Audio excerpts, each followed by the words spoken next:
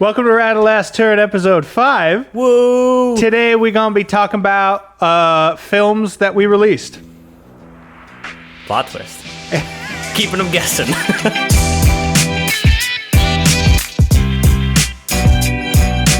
So let's do it. Mark, let's start the way we always start. Mark, how are you? I'm good. A little tired. You know, it's Tuesday when we're filming this, which I think the last time we figured out we actually like recording in the middle of the week. Yeah. It certainly, you know, when you're at work and you're like, oh man, you're just trying to get through the day, and it's like, oh wait, I gotta go home and record. It's fun. I like doing this. I like doing these a lot. But it is just something like, sometimes you just want to get home and be like, bleh, and just like lay out and do nothing. We were supposed to film this last Tuesday. Dude, we were. And we both decided not to. Yeah. And you wonder why we only release a film every so often. Hey, I'm actually proud of the momentum that we've had, at least the past couple months, with the films that we're going to be talking about today. It's been a while since, like, our last one was in January. Yeah. But it's still, it's July now, so that would half be a year. 7 months. Yep. Whoops, sorry. But actually, at least for once, we've been putting out content. Sorry. Yeah, we have. Our momentum for us is very good. I mean, we're not like a big content creator, but right yet. So, but what we've been up to before we kind of get into the main films that we're going to be talking about is we did just release the next thing we'll be releasing as of this recording, which is the next What If Band Names Were Literal.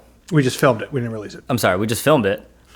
Which, if you don't know, we have one on our channel so far. It's going to be a series. It's designed to be very quick, very simple, and it's taking band names and interpreting them literally, and then trying to make a sketch that is vague enough to allow you guys to like guess what the band that we're trying to represent. But digestible and not miserable to not opaque. Exactly. So that'll be coming soon as of this recording. Let us know your favorite band names, because we do want to hear from you guys to have ideas for, possible bands to use for future parts. That's what's coming. But we want to talk about what? The past. The past. It happened long ago. We released it in March. We want to talk about the Dirt Locker, which was our biggest shoot. Correct. To date. Correct. So the Dirt Locker was written and directed by me. Mm-hmm. And you produced and edited as is what we seem to be falling into as our. We usually end up directing. Yeah, we'll come up with the idea. Right. Yeah. So this was the first one I directed that we had more than just us, or more than just us and Nick, our most frequent director of photography. So this one we had, I think it was 13 cast total. I think so. 12 or 13, and 7 crew. If we count. Yes. If we count ourselves, it's like 9. But Right. Definitely our biggest undertaking. Yeah, by a lot. Luckily, it was all in our house, so our locations didn't have to change, and we could keep a pretty aggressive moving schedule. Mm-hmm. But it was definitely a big undertaking for me personally to direct. I think a lot of it went well. I think there's some stuff that I would want to do better. Sure. Moving forwards. Yeah, that's honestly the best that you can hope for coming out, is like knowing what areas you need to improve on.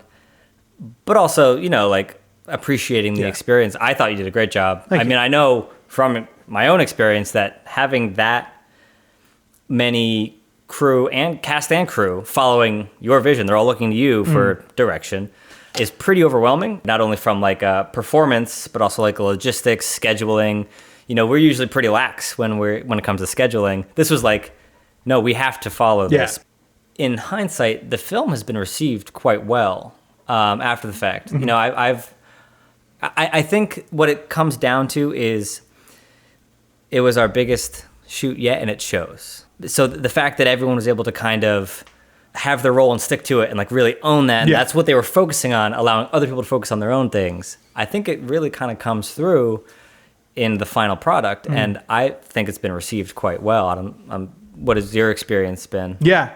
It's the first one ever that a family member of mine said to me, hey, you should actually maybe think about pursuing this. Like everything else was always like, hey, nice job, Tim. Like, that's funny. Like, this is really funny. You guys did great. Like, stuff like that. But this was like, hey, like, I'm serious. Like, you should think about doing this as like a real real thing. I don't think she meant necessarily YouTube, but like filmmaking as a real pursuit. Yeah, that means a lot. Like that's awesome to hear. Yeah. That's so cool. I mean, yes, all of our things usually get the you guys did great. The usual feedback, like good job, like that's fun, that's funny. Yeah. And that's still, I know, I still appreciate hearing that. Of course.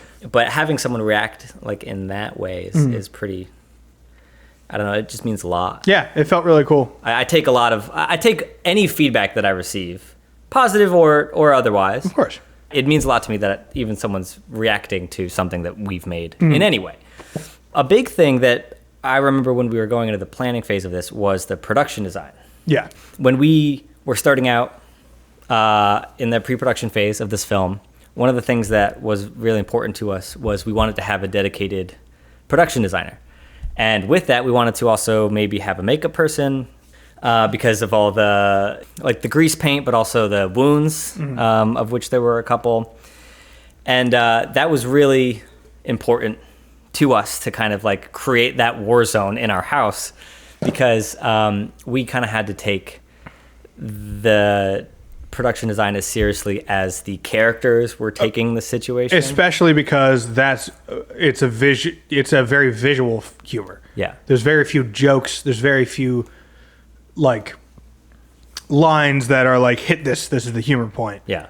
There are a couple, but they're rarer. So a lot of this would be visual. Like, look how serious they're taking this ridiculous situation. Yeah. And so we needed to sell it in production design because we're not very good actors. So we needed to sell it in the production design, and that's why we were searching for somebody to do that. Real sandbags. Unfortunately, we never found someone.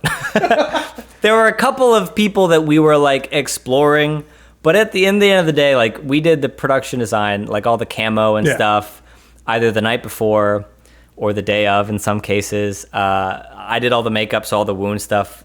I looked to YouTube for tutorials. It was my first time like doing any kind of wound makeup. Well, thank you.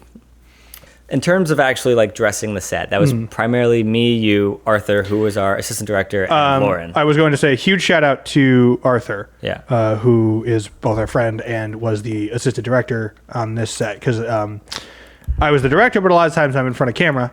I also, as I said, was new to that kind of experience, and he was instrumental. Yes. Overall, he was excellent. And we knew going into the shoot that we really had to sync up between me, you, Arthur, and Nick. Yeah. Nick, once again, our director of photography. Yeah, so we knew you, as the director, were going to be in front of camera. And directing is hard enough as it is when you're not also acting. Yeah. And like, we looked oftentimes to Arthur to kind of be in that role whenever you were on screen to give that direction and any pointers and stuff like that. And then Nick, we knew that we wanted Nick to be like super synced up with us in terms of shot lists and stuff like that. So we knew we had coverage. And I think having an assistant director to be in that role, but also be focused on the scheduling and stuff like that was, as we said earlier, the first time that we kept to a schedule. And Arthur was really, instrumental in making sure that we had that. He helped us create the schedule, but then also made sure we stuck to it. He was also just a real joy to work with. That's true. Guns and sweat is all we need in this town to get the movie made. Arthur was one of the members of the Mystique Squad, the film on our channel, if you've seen that. The beardless one. Yes. So he also has some pretty great acting chops as well. We like working with him a lot. The TV has gone blue. Yeah, we have a different setup today. So we have this as our background. I know we usually have like waveforms here, but we're trying something new. Mainly because last time we tried to record the system we usually use decided not to work for us. So let's talk about the shoot day. I do want to say one more thing about directing. Okay. Like what I think my biggest takeaway is, I didn't demand that much of my actors. Yeah. Because I felt uncomfortable demanding that much of my actors. Okay. Because they're not actors. They're our buddies. They're people we know who we think can act, but we're not sure. Yeah. Nice job, Dan. Top acting right there. I think moving forward, I'll be a little more willing and able to ask for what it is that I actually wanted of them. Yeah, and like that's I'll be tough. like, no, don't do that. Right. I want you to give me these two things. Like combine, I think that was the biggest thing that I dropped the ball on. Yeah, we've talked about this before. Yeah. On Round the Last Turn Have we? episodes. Yeah, directing Friends. Yeah, yes. Because that's what we do every time we, obviously when it's us, it's fine. Because I think this time it just really hammered it home for me because I had so many people to direct. Yeah. Well, we also brought in, so Stefan, who was the guy in the radio operator, he's worked on films with us, as has Arthur, my brother Matt, who played the dying guy in the beginning that I discover, whose name was Incitissimo. That never comes up in the film, but that was technically the character. Get it? Because he's the inciting action. I'm clever. I'm a clever scriptwriter. They've all had some acting experience, in one theater way or another. Yeah. But then there were a couple people that you work with that we brought in. Your cousin, your other friend. Shout Dan. out to Chris, my cousin. Yeah, he was great. They all, I think, were coming into this like pretty. Yeah, I think completely fresh, essentially. Nate also had experience, but so you were working with friends who had varying levels of experience, like with this whole situation. I mean, Dan, you can tell the story about like doing the multiple takes. Yeah. So Dan is one of my best friends from long time, and we had him. He played both the wounded soldier on the bed and one of the first guards with the bayonet that you see. He the whole time politely was asking, what is happening right now? Because we would do the way you shoot a film is you have multiple takes from multiple angles doing the same scene over and over. And a scene, even a short scene like the ones that we have, can take several hours, know? Hopefully not if it's that short, but it can. Right. And I don't think he really had a concept of what that looked like before being on it. And so afterwards he was talking to me, he's like, I just had no idea ever what was going on. He was also an extra, so I wasn't really like giving him that much to, like I wasn't like constantly keeping him in the loop as to what's happening. Right. It was just, all right, reset, run it again. All right, reset, run it again. Yeah. And he was, I think he didn't mind. He liked doing it, he said, but I think he was just wildly unprepared for like what that even looked like and like how this all worked. And he gets it now. And it's funny because we'll watch TV or a movie together now and I'll be like, hi, like look at that shot. Like he'll be a little more, not that he was ever oblivious, but he'll be a little more, because he could see it. He could picture it now, I think, in his head. Which is the same thing that happens, I think, probably to most people who are for the first time on a film set and like see what that requires and all the work there. I would agree with that. Absolutely. I mean, I remember when I first started like focusing on that after I started being on sets and stuff like that. Yeah. And to someone who doesn't know what to expect, it's like, it's kind of a hectic experience. Because I booked him for the whole weekend. Right. And there were times where he had to be on set for 4 hours, and then he just had to like fuck off for 4 hours. It's like, all right, thanks, get out of here. Well, Dan was one of the few extras that was on both days. The only one, I think. Yeah. So kind of segueing into like the actual shoot day, we filmed this in 2 days. Saturday and Sunday was a weekend. And the first day was everything that takes place upstairs. So it was the oner and everything in that operations room. The second day we did everything downstairs. So the scene where I walk in, have that interaction with the guards, see the dead guy, see you in your full general garb. It's regalia. I was going to say regalia, but I didn't want to be wrong. It's regalia. Then I would have been embarrassed. That's not garb. Then everyone would have known that I'm a fraud. And I'm trying, like, I'm hanging by a thread here, Tim. I wasn't going to say you were a fraud. I was just going to let them all know. That's with my eyes. Turn off. It's not even funny. It's funny that we do like comedy together because we do kind of we overlap on a lot of things. Yeah. But there are certain elements of our humor that we are definitely. For example, Mark loves a good pun. Love my wordplay. Love my puns. There's a difference between good wordplay and just wordplay. Well, that's true. But a lot of times, like, I'm definitely guilty of being like the people that make the pun, or the person that makes the puns to get a rise out of people. Yes, and then you make your fucking that's dumbass face, Yeah. and then me and everyone on Earth are they oh god, they want to stave it in with staves. That's the plural of staff. So shoot day number one. Shoot day number one. So what we did was the night before our first shoot day. We dressed the set upstairs. We used all the camo and stuff to do the hallway that we had the oner in.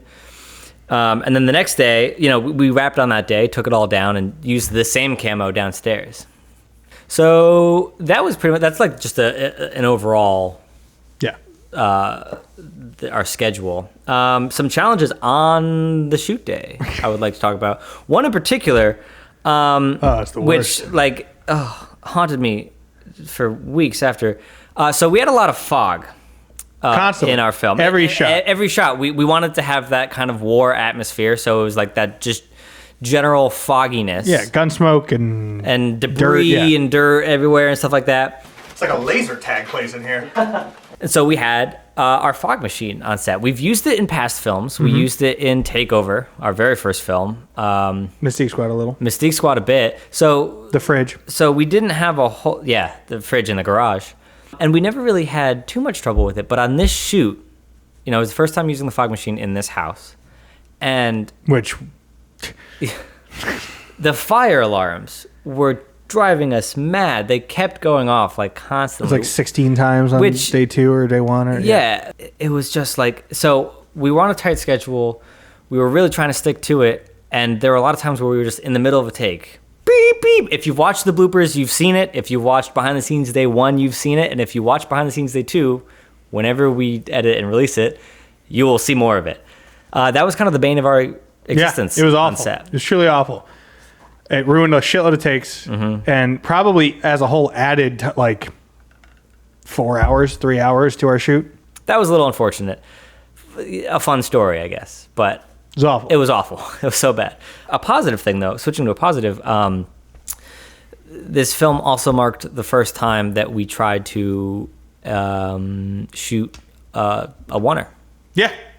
We've done a couple clever shots like that in the past, but nothing to the extent and nothing that I would consider a real oner. Like it was clever or it was kitschy, but it was never like, hey, we actually worked at this. Yeah. The oner as a whole, I think only took us about 2-3 hours. Yes. With rehearsal time and actual filming time combined. Rehearsal was pretty solid. There was definitely, I was kind of building it out as I went because I wasn't like totally convinced on how many people were going to show up. You know what I mean? Like, Yeah. I knew some, that's but true. like, I forgot about that. I was like skeptical. Yeah. So I had ideas. I knew what I wanted the movement to look like. But I was still kind of building it with what I reserved like final. I wasn't like, this is exactly the amount of people we need. This is it was all kind of like, all right, now you do this on this cue. Yeah. But all in all, it went faster than I expected because we did it in, I think, 10 takes. Yep, that's right. It only took us 10 takes to do the whole oner and get it right. Yeah. And it was straddled, like it straddled lunch. Yeah. So we had people arriving. We did all our around, like, rehearsal 10, before 11. lunch, Yep. and then we shot it after. And I thought it went really well. I mean, that was a fun experience. Like, so we knew the camera movement. Yeah. That was pretty straightforward. We knew it was going to be going down the hallway into the room, and it was going to end on you and us having that face off there. And it was just a matter of, because that was the operations room, like this had to feel busy. Like people were running around and like people were, going to the front. So for a oner, it was pretty brief. Yeah, it's 20 seconds. Something like that. But there were still a lot of moving parts Yeah. that really kind of gives it that oner feel. My 2 favorite parts about it are when you see the 2 soldiers walk by, Moses and Dave, and it pans left and then pans back, like in like a fake POV. Yeah. Kind of like it gives the feeling of a POV because it makes it feel wider, Right. like vaster than it is. Yes. And then when we actually add the move into the door frame, when we get to my bedroom, to the operations room. Yep. That just looks great because you get some lens flare as it pans over and follows me, and it just ended up looking really, really good. Yeah. Well, and it was also very cool because the camera motion, it was all motivated. So the Right. shot was from my point of view. So like you said, when we pan to see the guards, because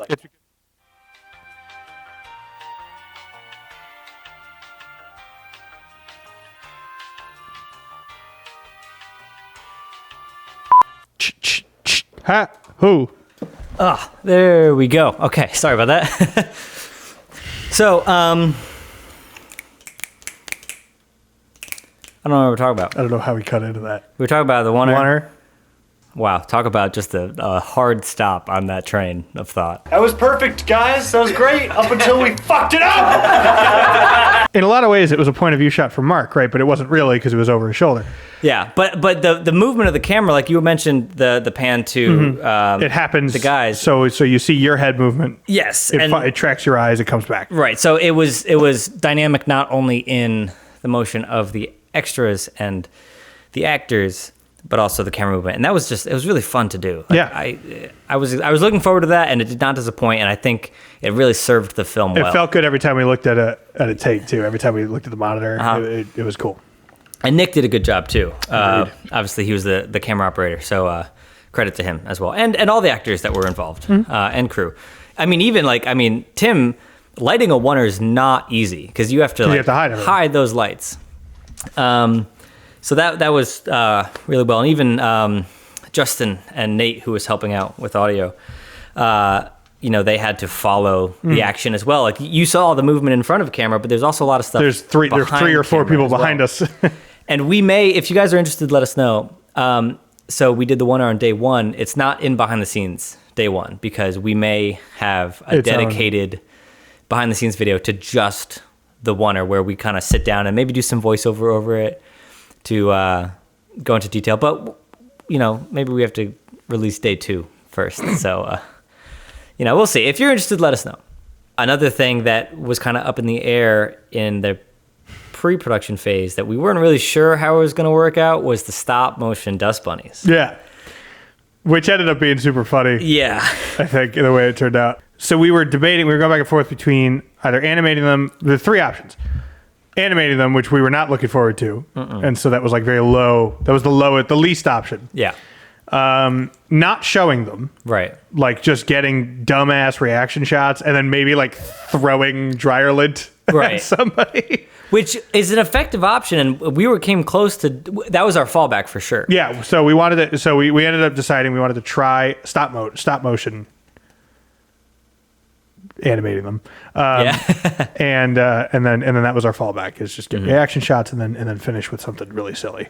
We've been debating releasing a behind the scenes video for just the stop motion, but we were saying while we were doing it, like it's a little less fun to watch. Yeah, that's true. But if you're interested in how we did it, if you're not familiar with stop motion, or because we also did it in a non-traditional way, but I won't get into that because this is already a pretty long episode, and that's fine. But if you want to know, let us know, and we'll be happy to tell you.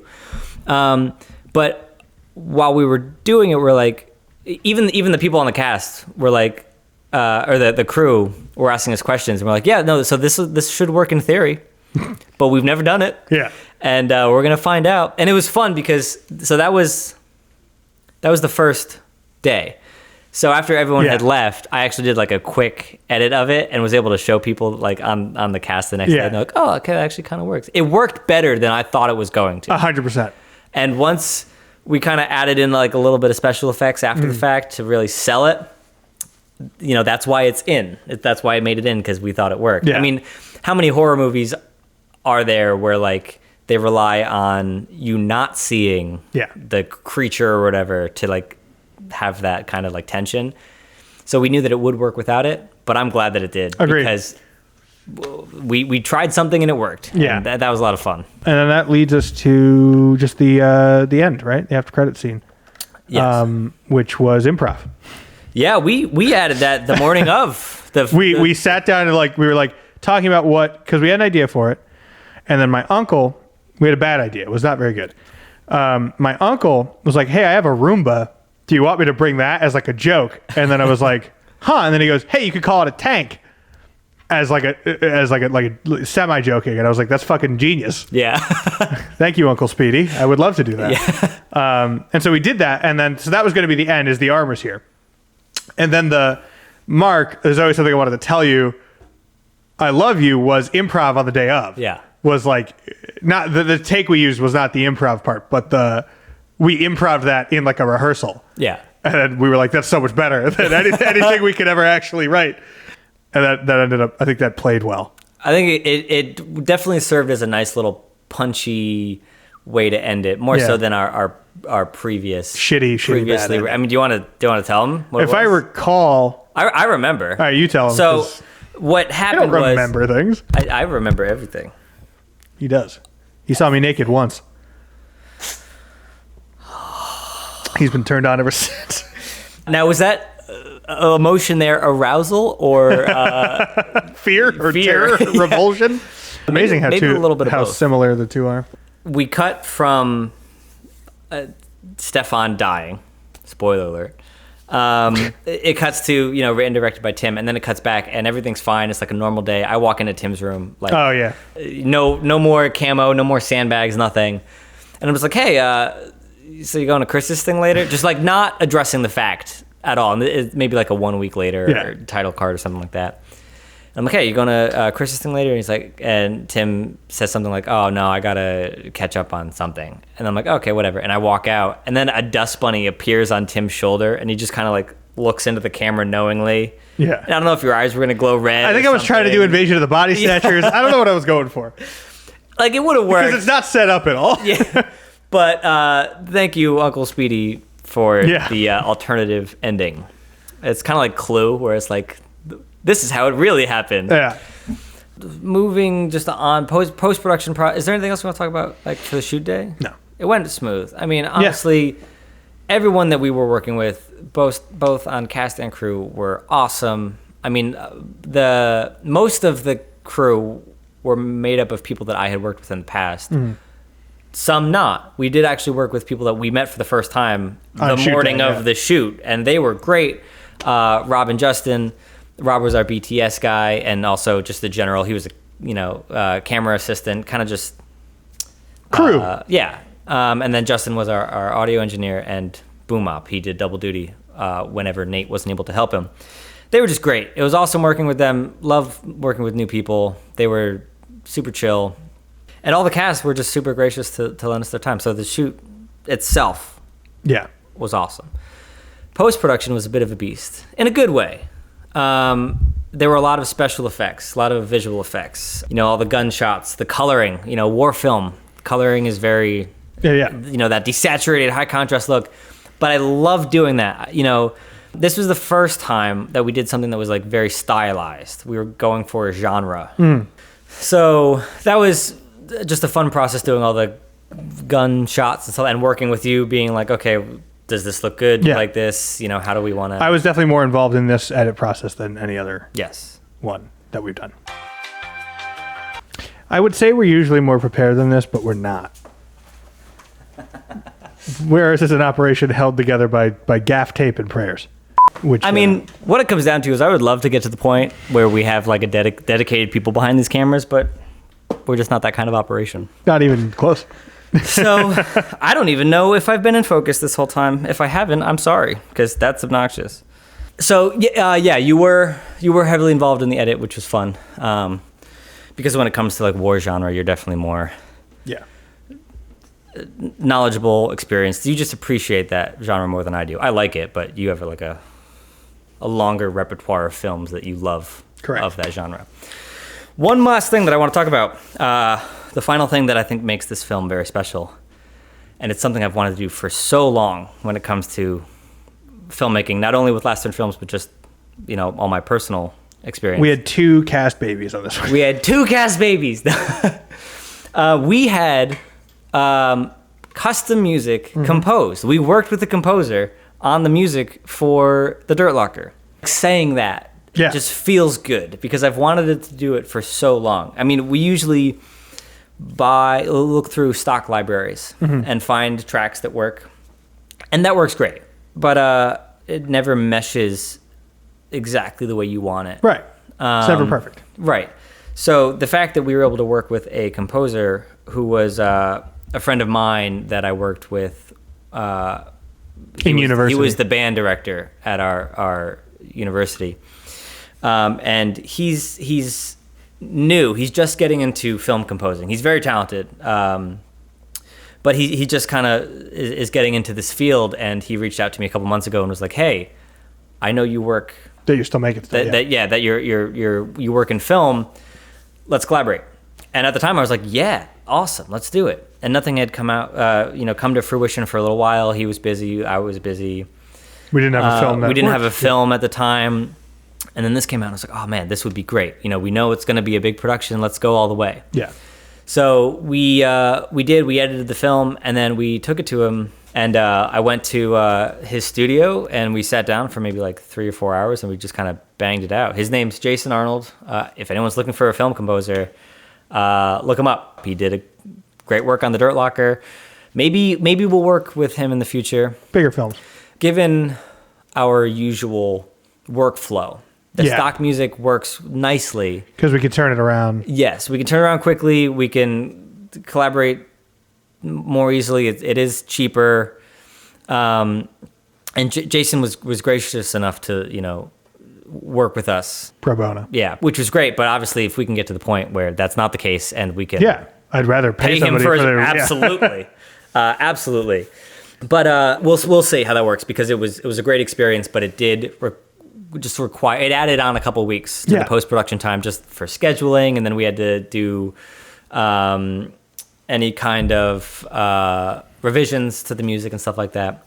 But very cool. So if you were wondering about the fact that it says original score composed by Jason Arnold, it's because that's true. It's true. So that's pretty much it. I talked a little bit about the makeup. I don't want to talk about it more. It was good. It was good. You did well. It looked good. The wounds look great. Much like the Oner and the Dust Bunnies, Rob, our BTS guy, got footage of me doing the makeup for Matt, who was the guy that died at the beginning. If you're interested in kind of seeing the process from start to finish of how I did his big wound, I think I did the one on his hand or the one on his face. I can't remember. Let me know, because we can put that together for you. Unfortunately, we just have so much going on. Because we'd rather get out, New creative instead of, And as of right now, we have bloopers out. For those of you that like bloopers, this one was fun because there were just so many people, so many personalities. If you want to get the experience, just a sense of the experience of what it's like to be on set, check out day one behind the scenes and day two when we post it eventually. We wanted to capture behind the scenes for this film because we knew it was going to be big. And we're fun to hang out with. Yeah, and we genuinely want to give anyone who's interested the experience of what it's like to hang out with us. Yeah. And obviously that's a stretch because, yes, you're watching a video. Right now you're that sitting we in front edited, of a screen. so our less than funny things are probably not in there. But some of them are. Yeah, but I eat that stuff up. Bloopers behind the Bloopers scenes. are literally my favorite. I watch our own bloopers. Yeah. It's like super embarrassing. I would love to get, if there's an audience for it, and if people are interested, start doing a more tutorial thing specifically for what we've done. Mm-hmm. Like so any kind of special effects. Like if you want to know how we did the gun special effects, let us know. We'll do a video on it. Yeah. I think we should wrap it up there. Yeah, I think so. This has been a long one. So if you've stuck around this long, you're the best, and I love you. Put in the comments, bricks eat snails. Stay turning, folks. Goodbye.